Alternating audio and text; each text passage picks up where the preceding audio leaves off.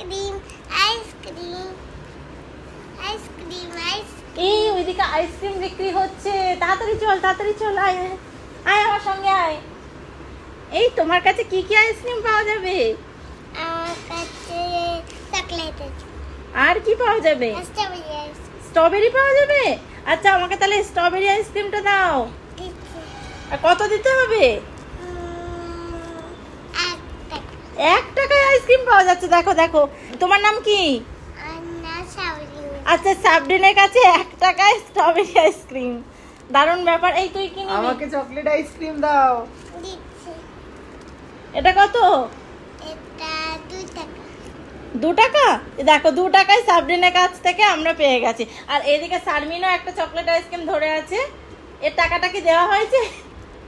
1 টাকা 3। আচ্ছা দিচ্ছি আমি।